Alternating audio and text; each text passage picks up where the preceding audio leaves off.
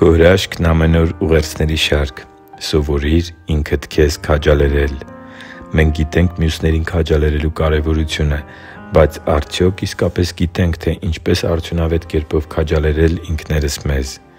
Իսկ ինչպես է դա հնարավոր ամենօրյա ճնշումներով ու տարատեսակ խնդիրներով լեցուն այս աշխարհում։ Սիրելի՛ բարեկամ, Դավիթ թագավորը հաճախ էր բախվում սարսափելի իրավիճակների, և նրա առօրյայում առկա ճնշումն ահռելի մեծ էր։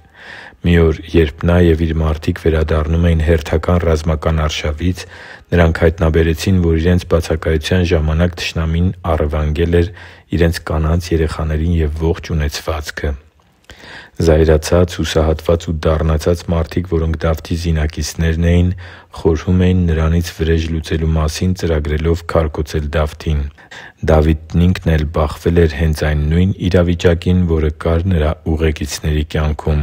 Սակայն, ի տարբերություն նրանց, Դավիթն իր հայացքը չէր հեռացնում Տիրոջից, և այդ ճնշումների հաղթահարման հարցում նա իր հույսը Աստծու վրա էր դրել։ Կյանքի ճնշումները կարող են է՛լ ավելի ուժգին լինել, երբ չկա մեկը քո կողքին, ով քեզ կքաջալերի, չկա մեկը, ով իրապես կհասկանա քեզ,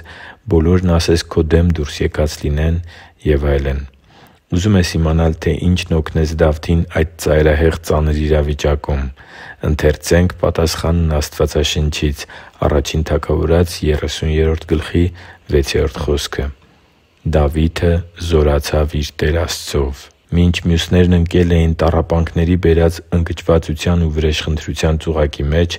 Դավիթը քաջալերանք էր փնտրում իր խնդիրների լուծումը Տեր Աստծու մոտ որոնելով։ Քաջալերելը այն գործողությունն է, որը փոխանցում է քաջություն, ոգևորություն և որոշումներ կայացնելու վճռականություն։ Այն, թե ինչպես ես արձագանքում ճգնաժամային իրավիճակում, որոշում է հաջողության այն մակարդակը, որին կհասնես քո կյանքում։ Դժվար ժամանակներում ինքդ քեզ քաջալերելու և ամրացնելու քո կարողությունը հավասարազոր է Տիրոջ հետ ունեցած քո մտերմության չափին։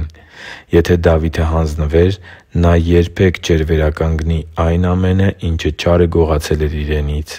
Եթե նա ենթարկվեր հուսահատության և ձախողման մտքերին, որոնք հաստատ պտտվում էին նրա գլխում, ապա երբեք չէր դիմի Աբիաթար քահանային, որը նրան առաջնորդեց դեպի զորավոր հաղթանակը (տե՛ս Ա Թագավորաց 30-րդ գլխի 8-րդ խոսքը)։ Աստծու համար թանկ ու սիրելի՛ զավակ, ես հորդորում եմ քեզ սովորել և յուրացնել ինքդ քեզ քաջալերելու հմտությունը։ Որքան ավելի խորը ճանաչես Աստծուն, որքան ավելի մոտենաս Նրան, որքան ավելի տեղեկացված լինես Նրա Խոսքի մեջ առկա խոստումներին, այնքան ավելի դրական և հաղթական կլինի քո ընթացքը կյանքի ճգնաժամային պահերին։ Երբ քո կյանքում ավելանում են տարբեր կողմերից եկող ճնշումները, ուշադրությունդ կենտրոնացրու այն Միակի վրա, Ով իսկապես կարող է օգնել քեզ քո կյանքի դժվարությունների ժամանակ։ Նա հիանալի ու բարի ծրագրեր ունի քո կյանքի համար։ Հիշի՛ր, որ դու Աստծո հրաշքն ես, և Աստված սիրում է քեզ։ Շնորհակալ եմ, որ դու կա՛ս։ Սիրով և աղոթքով, Արման Մանուկյան։